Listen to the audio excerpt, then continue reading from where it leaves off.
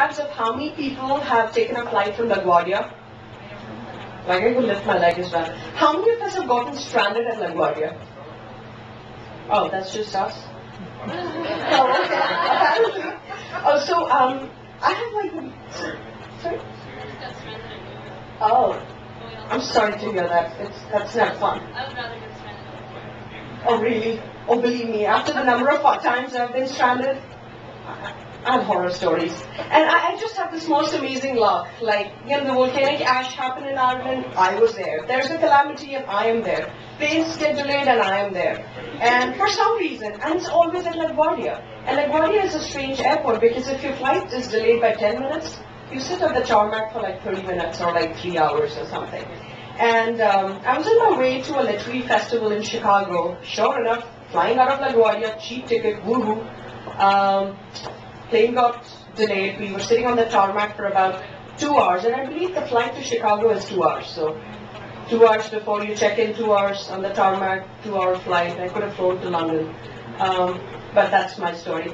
Anyway, so this poem, you know, like, this poem just came to me. It's like I didn't even have to write it. Here people were getting really upset, understandably so. You know, it's summertime, you're sitting inside an aircraft.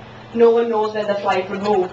There I go for my handbag, take out a notepad and pencil, and I got like really, really dirty looks from people. Like, are you a weirdo? You're complaining and you're like scribbling something. And this is when this poem happened. It's called Strip. Runways are like brothels. Runways are like brothels, brewing briskness at lonely hours. Disloyal imprints, enticing limbs, nomadic breaths, consumed by the cloak of disease. Impatience burns, fortune. Patience helps. In due time, all paying clients get their chance. Queue for the queue to end, a husky voice, a number. Your turn now.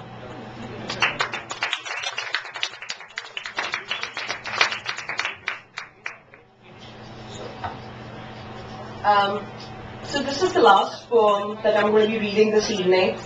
Just trying to gauge any first generation immigrants here.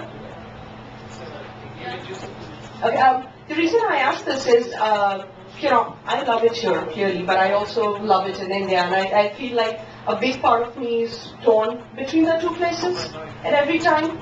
And so this is what this poem, I hope, tries to address. It's called First Generation Immigrant, and it was recently published in a UK-based anthology. I feel adopted when fuck brown stakes out on tongues, disgust hides between burrows. I wet my face with tears salty cousin. No lava flows, no bubbles of anger. Flames of fear consume me.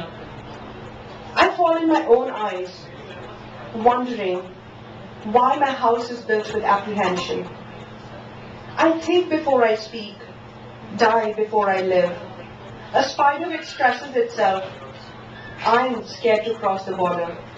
In the land that promised freedom, I'm a prisoner of words, unsure who I am supposed to be. I bear no sense of entitlement, but how could I, when I have two mothers, two countries, thirsty for my loyalty? Thank you so much, everyone. You guys have been fabulous. Stay warm.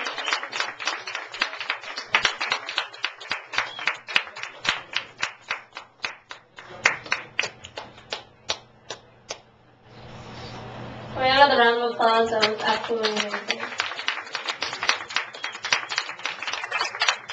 Alright, so I hope that I see you all on January 23rd with us at the workshop. Go online, jhpfest.org, and register, or via walk-in, which will be just fine.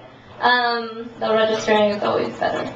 And it's absolutely wonderful to have you all here. Thank you to Terraza again. And I hope that you stay and have a drink with us. And there's going to be live Latin jazz coming up. So we brought in 2011 very successfully. It was wonderful to have you all here, and have a wonderful night.